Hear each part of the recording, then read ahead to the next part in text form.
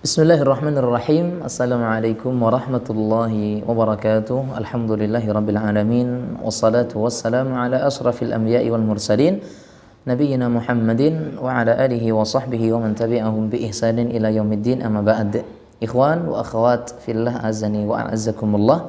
Kembali kita berada di dalam sebuah segmen tanya jawab, yang pertanyaan ini diajukan dari halaman Facebook Sunnah Story, yang kemudian admin daripada halaman tersebut memberikan kepada kami selaku yang ditunjuk untuk menjawab beberapa rubrik pertanyaan yang diberikan kepada beliau. Nah, di sini sudah ada beberapa pertanyaan dan kita ingin mencoba untuk menjawab, tentunya dengan jawaban yang ringkas dan sekemampuan apa yang bisa kita berikan. Pertanyaan yang pertama dari salah seorang penanya yang di sini inisialnya atau disebutkan namanya adalah Yana. Beliau mengatakan, Bismillah, ana mau bertanya, sering sekali saya diganggu oleh binatang-binatang jahat seperti ular, kalajengking, lipan, intinya binatang-binatang yang biasa membawa sihir begitu. Kadang ada di baju tapi tak sempat menyengat. Tadi juga pas mau keluar pintu diserang oleh binatang yang aneh, ya, seperti binatang yang memiliki sayap namun serang, sampai kemudian diri ini merinding katanya. Namun saya langsung membunuhnya dan saya yakin binatang-binatang itu pasti ada yang menyuruh mereka untuk berbuat jahat kepada saya. Menurut admin itu kenapa? Baik kaum muslimin dan muslimat, ikhwan dan akhwat rahimani wa rahimakumullah. Pertama, di sini bisa kita lihat dari dua sisi. Adanya binatang-binatang yang mungkin sering mengganggu datang ke rumah kita. Bisa jadi karena kondisi rumah kita yang mungkin disukai oleh mereka. Disukai karena mungkin kurang bersih dan sebagainya, mohon maaf. Itu yang pertama. Namun keadaan yang kedua, mungkin bisa jadi sebagaimana apa yang dikhawatirkan. Adanya orang-orang yang mereka sengaja mengirimkan hewan-hewan tersebut, jelmaan daripada jin yang mereka kirimkan, sebagai bentuk ingin memberikan kemudaratan, kejahatan kepada sang penanya. Nah, di sini maka saran kami kepada si penanya, hafizahullah taala, untuk melakukan beberapa cara yang bisa melindungi diri daripada keburukan jahat daripada sebuah sihir. Di antaranya adalah melindungi diri kita dengan memperbanyak zikir kepada Allah. Makanya para ulama menyebutkan zikir itu sebagai hisnun atau hisnul muslim, benteng bagi seorang muslim.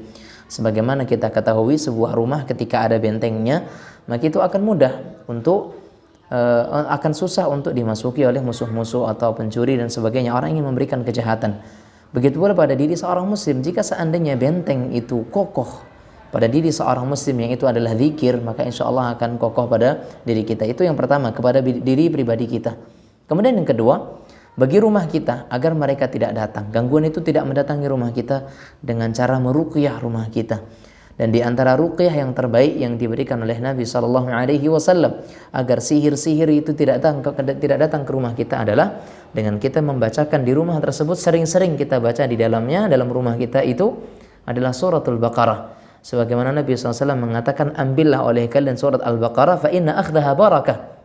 Atau iqra'u surat Al-Baqarah, bacalah surat Al-Baqarah, karena mengambil Al-Baqarah itu merupakan keberkahan, meninggalkannya merupakan sebuah kerugian. Wala tastati'uhul batalah, dan para tukang sihir tidak bisa menembus, memberikan mudarat kepada rumah yang di dalamnya dibacakan surat Al-Baqarah. Itu di antara bentuk cara bagi kita untuk melindungi rumah kita dan diri kita daripada binatang-binatang ataupun kiriman-kiriman sihir yang seperti itu. Wallahu a'lam bishawab. Semoga jawaban kita membantu. Kemudian pertanyaan yang kedua dari Abu Humairah. Bismillah, assalamualaikum. Waalaikumsalam warahmatullah. Ana mau tanya mengenai usaha yang sudah kurang lebih 4 tahunan saya gelutin. Saya atau ana jual pulsa, dan ada provider menawarkan agar ana ambil dulu saldo dan bayar kemudian setiap per minggu. Misalkan kita mengambil dalam seminggu itu 10 juta saldo pulsa, dan kita bayar nanti seminggu sekali. Dan kemudian dia akan jual itu saldo pulsa itu kepada pelanggan-pelanggan yang lain. Bagaimana hukumnya? Wallahu a'lam. Berarti di sini adalah statusnya bagaimana kita menjual suatu barang yang statusnya kita belum membeli secara tunai, Sistemnya adalah kontan dan kita jual belikan. Wallahu a'lam bishawab. Menjual belikan barang dagangan ataupun barang yang kita miliki walaupun itu statusnya masih hutang, itu diperbolehkan dengan dua syarat. Dengan dua syarat. Syarat yang pertama, ya, syarat yang pertama adalah sudah adanya akad. Ya, sudah adanya akad. Terjadi akad, ya, terjadi akad sekalipun masih ngutang, ya. Terjadi akad, sudah adanya akad jual beli. Itu yang pertama. Kemudian yang kedua, barang sudah kita terima. Barang sudah kita terima. Jadi sudah ada akad antara kita dengan orang atau provider itu yang menawarkan saldo 10 juta tadi, ya, misalkan ini kan. Kemudian barang itu sudah kita akad dengan pembelian sekian, harta yang harus kita bayarkan dalam seminggu ke depan atau sebulan ke depan, setahun ke depan sekian. Kemudian harta itu kita jual belikan. Itu halal hukumnya, wallahu taala alam. Dengan syarat yang kedua tadi, setelah adanya akad, yang kedua adalah dengan saldo tadi sudah berpindah tangan kepada kita. Bukan masih pada provider ataupun yang menawarkan kepada kita. Sama mungkin kita memberi atau kita usaha jual beli beras. Kita ngutang beras kepada suatu kedai yang lebih besar. Kemudian harta beras itu belum sepenuhnya kita beli semuanya, mungkin baru DP ataupun bahkan tidak pakai DP. Dengan jatah atau tempo pembayaran selama 1 bulan. Kita jual belikan boleh, selama akadnya sudah jelas. Kita ambil sekian karung, sekian kilo, kemudian harganya sekian, itu sudah tetap harganya, sehingga nanti tidak ada perubahan lagi di 1 bulan, 2 bulan ke depan.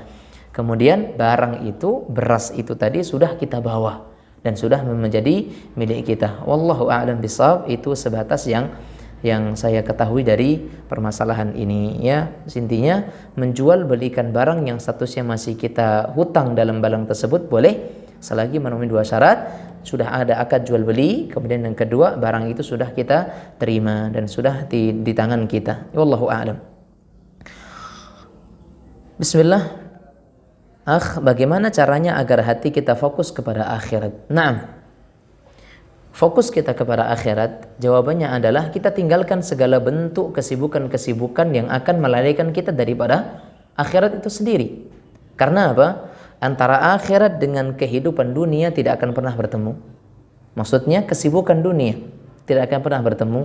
Makanya Allah mengatakan dalam firman-Nya, "Walal akhiratu khairul laka minal ula, wal akhiratu khairu wa abqa." Ya, kata Allah Subhanahu wa taala, dan ketahuilah bahwasanya kehidupan dunia itu, kehidupan akhirat itu lebih baik daripada kehidupan yang pertama, yaitu dunia. Nah, dari sini yang perlu saya tekankan adalah cara utama agar kita fokus kepada akhirat adalah mengenal itu akhirat dulu, kemudian mengenal dunia. Setelah itu kita tinggalkan dunia yang fana kepada akhirat yang lebih baik. Walaupun dengan kita fokus kepada akhirat bukan berarti kita meninggalkan dunia, enggak. Ya, tapi ingat, dengan kita fokus kepada akhirat, dunia akan ngikut. Ibaratnya seperti orang yang nanam padi. Orang yang nanam padi, maka rumput akan ikut tumbuh. Tapi orang yang menanam rumput, maka padi nggak akan tumbuh. Begitulah antara dunia dengan akhirat. Orang yang mengejar akhirat, maka dunianya akan ikut. Namun orang yang mengejar dunia, maka akhirat tidak akan pernah ikut bersama dia mengejar dunia. Maka di sini saya sarankan dan di sini kami sampaikan bahwa cara agar hati kita fokus kepada akhirat adalah tinggalkan kesibukan dunia. Tinggalkan segala bentuk hiruk pikuk dunia. Tinggalkan segala bentuk dunia, fitnahnya. Kata Nabi, "Inna dunya hulwatun khadirah." Karena memang dunia itu manis dan hijau dan memikat pandangan kita sebagai seorang hamba Allah Subhanahu wa taala, maka kita tinggalkan. Dan segala bentuk pernak-pernik kehidupan dunia yang akan melalaikan kita kepada akhirat, kita tinggalkan. Dan ingat bahwa kampung abadi kita bukan di dunia ini, namun ada di akhirat, dan kita semua akan kembali kepadanya. Maka oleh karena itu, fokus kepada akhirat adalah dengan cara kita meninggalkan dunia dan berdoa kepada Allah Subhanahu wa taala agar hati kita diberikan ketetapan oleh Allah untuk senantiasa berada pada cinta akhirat dan tidak begitu cinta atau tidak rakus kepada dunia ini. Wallahu a'lam bishawab. Assalamualaikum, saya ingin bertanya penjelasan tentang pembagian harta warisan untuk anak laki-laki dan perempuan menurut syariat agama Islam. Terima kasih. Na'am, wallahu ta'ala alam bishawab. Masalah pembagian harta warisan ini sebenarnya masalah yang cukup luas.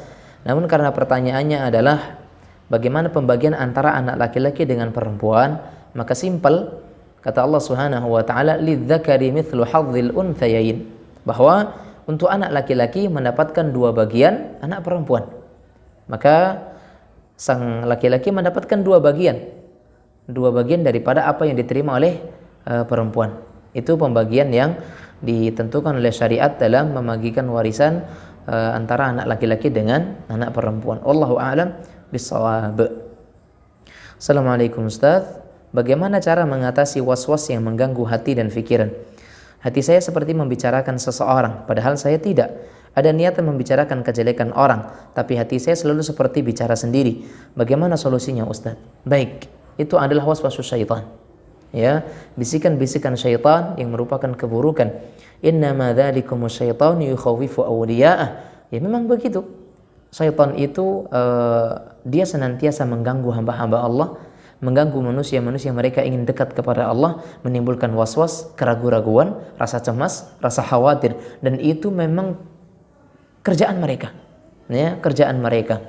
Maka bagaimana cara mengatasinya? Yang pertama, banyak-banyak berlindung kepada Allah daripada syaitan itu sendiri. Karena Allah mengatakan, wa imma yanzaghannaka minasyaitani fasta'id billah, atau nazghun fasta'id billah. Dan jika seandainya engkau ditimpa was-was, diberikan was-was, ditimbulkan oleh syaitan rasa kekhawatiran yang berlebih dalam hati kalian, fasta'id billah, maka mintalah perlindungan kepada Allah Subhanahu wa taala dari hal tersebut. Allah Subhanahu wa taala juga mengatakan bahwasanya inna syaitana lakum aduwwun fattakhidhuhu aduwwa. Maka syaitan itu adalah musuh yang nyata bagi kalian, maka jadikanlah, ambillah dia sebagai musuh. Maka perbanyak minta pertolongan kepada Allah Subhanahu wa taala. Kemudian tinggalkan waswas tersebut, ya, tinggalkan rasa waswas tersebut, karena jika seandainya kita pedulikan, syaitan akan semakin gencar dalam menggoda kita. Syaitan akan semakin gencar dan semangat dalam memberikan waswas kepada kita. Dan ini harus kita perhatikan. Karena semakin kita mengikuti dia akan semakin semangat. Dia akan semakin gencar dalam mengganggu kita. Maka tak usah kita pedulikan. Sebagaimana Nabi kita SAW membicarakan tentang syaitan yang datang kepada salat seseorang. Dzaka syaitanu yuqalu lahu hinzab atau khanzab. Itulah syaitan yang mendatangi seseorang dalam salatnya yang dinamakan dengan khanzab. Ya. Maka jika seandainya seseorang itu berada dalam salatnya dan timbul rasa was-was yang seperti itu, maka dia mengucapkan a'udzu billahi minasyaitonir rajim, menoleh ke sebelah kiri dan membuang ludah atau angin ringan. Nah, itulah cara untuk kita mengatasi waswas dari syaitan, minta perlindungan kepada Allah supaya kita diberikan oleh Allah Subhanahu wa taala perlindungan. Kemudian ada keinginan atau niat yang ingin membicarakan kejelekan orang. Nah, ini jangan sampai. Ini jangan sampai, karena itu ghibah. Ketika ada niatan maka segera buang. Dan inilah yang diinginkan oleh syaitan. Ya, inilah yang diinginkan oleh syaitan. Jika seandainya syaitan berhasil dalam hal itu, maka nanti dia akan membisikkan yang lain lagi, sesuatu yang lebih besar lagi, sesuatu yang lebih berat lagi. Itulah dia triknya. Syaitan itu ketika mengajak seseorang kepada kesyirikan nggak bisa, mengajak kepada kemaksiatan yang besar nggak bisa, maka dia dimulai dari yang bawah-bawahnya lagi. Nanti akhirnya kemudian sampai kepada dia akan menyeret seorang hamba kepada kesyirikan. Maka tak usah kita pedulikan, itu adalah syaitan yang memberikan waswas kepada kita, dan kita benar senantiasa berlindung kepadanya daripada godaan syaitan, sebagaimana Allah mengatakan dalam surat Al-Mu'minun, wa qur rabbi a'udzu bika min hamazati syayatin wa a'udzu bika rabbi an yahdurun. Dan katakanlah, wahai Rabbku, sesungguhnya aku berlindung kepadamu dari hamazat, bisikan, godaan, gangguan, waswas syaitan, dan aku juga berlindung kepadamu wahai Allah daripada mereka mendatangiku. Itu nasihat singkat dari apa yang kita mampu berikan sebagai jawaban dari pertanyaan-pertanyaan yang masuk, dan insyaallah kita akan lanjutkan dengan pertemuan yang selanjutnya dengan menjawab juga pertanyaan-pertanyaan yang lain. Wassallallahu wasallam ala nabiyyina Muhammadin wa ala alihi wa sahbihi wasallam wa akhiru da'wana alhamdulillahirabbil alamin. Dan juga kami mengucapkan jazakumullah kepada ikhwan dan akhwat yang sudah mau ikut serta dalam pertanyaan ini, dan semoga Allah memberikan kepada kita kebaikannya. Dan subhanakallahumma bihamdika asyhadu an la ilaha illa anta astaghfiruka wa atubu ilaik. Wabillahi taufik. Wassalamualaikum warahmatullahi wabarakatuh.